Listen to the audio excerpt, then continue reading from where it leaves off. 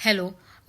जब मैं यूट्यूब पे अपने वीडियो पोस्ट करती हूँ तो मैं हमेशा कहती हूँ कि मैं उसके जो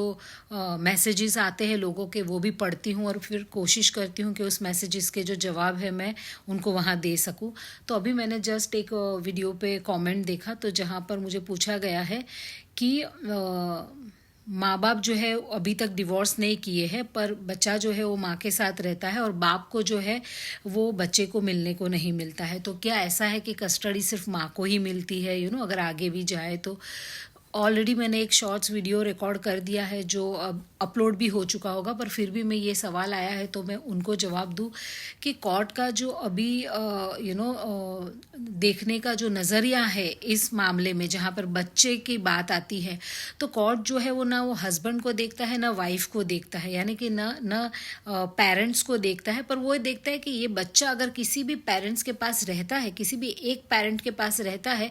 तो उस बच्चे की बेहतरी किस में। ज़रूरी नहीं है कि माँ के साथ रह रहा है तो कस्टडी माँ को ही चली जाएगी, या बाप के साथ रह रहा है तो सोल कस्टडी है जो बाप को मिल जाएगी। माँ बाप को जॉइंट कस्टडी भी मिलती है, पर जो प्राइमरी कस्टडी जिसको बोलते हैं कि यानी बच्चा किसके पास रहेगा और उसकी पूरी जो जिम्मेदारी है वो कौन रखेगा, उसके बारे में जब कोर्ट तय करता है तो अब जो कोर्ट का नज़रिया है वो बदल गया है। और कोर्ट हमेशा से तो बच्चे का वेलफेयर ही देखा जाता था, पर अब ये भी देखा जाता है कि कई बार फाइनेंस और कौन अच्छी परवरिश कर सकता है उससे भी ज़्यादा बच्चा किस एनवायरनमेंट में अपने आप को सिक्योर मानता है, किस पेरेंट के साथ उसका जो इमोशनल बॉन्ड है वो बहुत ही स्ट्रांग है। समझो कि माँ के साथ रह रहा है तो माँ के पेरेंट्स अगर उसको संभाल रहे हैं, वो बहुत अच्छे से संभाल रहे हैं, उसकी स्कूल अच्छे से चल रही है, वो जहाँ स्कूल में जा रहा है वहाँ पे उसके बहुत अच्छे फ्रेंड्स हैं और वो बहुत ही अच्छे सेटल हो गया, तो उस बच्चे को अपरूट करके यानी कि उस माहौल में से उखाड़ कर उसको दूसरे माहौल में भेजा जाए कि जहाँ उसको फिर से एस्टेब्लिश होने के लिए बहुत ही चैलेंजों का, बहुत ही स्ट्रगल्स का सामना करना पड़ेगा। तो कोर्ट अभी इस तरह का नज़रिया रखती है कि बच्चे का भविष्य, बच्चे का जो वेलफेयर है वो कहाँ पर है, कि आज बच्चा कहाँ पर इमोशनली जहाँ पे उसको उसका बॉन्ड सिक्योर रहता है। और ये केस जो है जिस पे सुप्रीम कोर्ट ने जो अभी ऑर्डर दिया है वो 2025 का ही ऑर्डर है, शायद आपको पता भी हो। रामानुज कुमार वर्सेस प्रियंका का ये केस है कि जहाँ पर कोर्ट ने ये बात बताई कि बच्चे का वेलफेयर, द पैरामाउंट ऑफ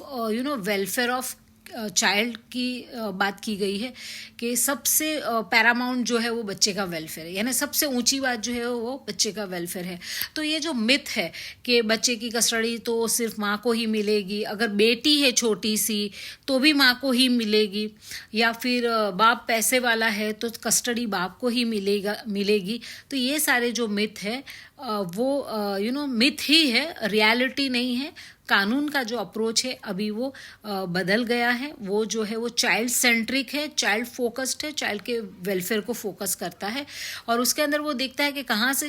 उस चाइल्ड को अपरूटेड करके यानी कि उसको उसकी जड़ों से निकाल के।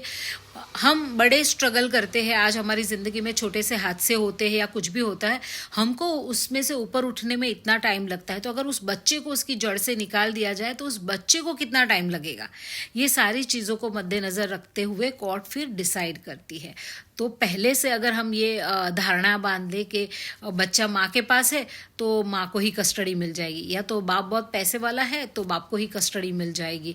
या तो बाप के पास कस्टडी है क्योंकि माँ छोड़ के चली गई थी तो अब माँ कस्टडी मांग नहीं सकती। दोनों जो है वो उसके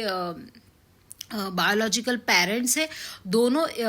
उसका विजिटेशन राइट रखते हैं। अगर कोई भी एक पेरेंट के पास अगर प्राइमरी कस्टडी है तो जो सेकेंडरी कस्टडी है वो दूसरे पेरेंट के पास होती है और वो पेरेंट को कभी भी अपने बच्चे को मिलने का राइट दिया जाता है। अगर डिस्प्यूट बहुत ज़्यादा है तो कोर्ट डिसाइड करती है कि बाप या माँ इस बच्चे को कब मिल सकती है, वो एक डिसाइड होता है, पर विजिटेशन राइट का जो हक है एक पेरेंट का वो उससे कोई भी नहीं छीन सकता है। और एक बच्चे को अपने दोनों पेरेंट का प्यार पाने का जो हक है वो भी उस बच्चे से भी कोई भी नहीं छीन सकता है। तो कस्टडी का जो मामला आता है तो कोर्ट जो है वो बहुत ही एक्टिव और बहुत ही स्ट्रॉन्ग रोल प्ले करती है बच्चे के वेलफेयर को ध्यान में रखते हुए। Thank you so much for watching my videos.